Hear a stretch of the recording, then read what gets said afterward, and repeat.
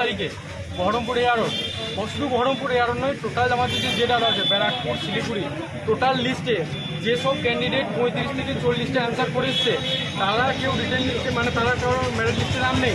অথচ যারা নিজের নামটুকু লিখতে পারে না, এরকম অনেক ক্যান্ডিডেট কারণ আমাদের নিজেদেরই চেনা আছে, তারা মানে জিকে কোনটা রিজনিং কোনটা এইসব কিছুই জানে না, সেই ছেলেদের নাম লিস্টে রয়েছে।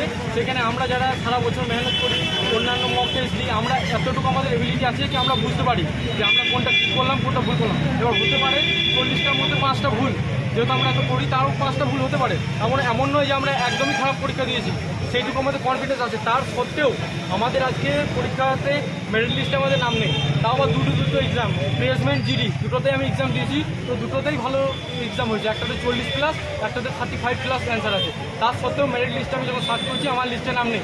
অথচ যে আমার কাছে অনেক কিছু কোশ্চেন জিজ্ঞেস করে বা আমাদের কাছে একটু পরামর্শ, কোনো টেকনিক্যাল ইস্যু হতেই পারে, মেরিট লিস্ট বানিয়েছে। এখানে তো কোনো রকম কোনো রেজাল্ট পাবলিক করা হয় না, এখানে যেটাই হয় অ্যাকচুয়ালি রোল নাম্বার ওয়াইজ দিয়ে দেয়। তাহলে 104-এর জায়গায় 105 হতেই পারে।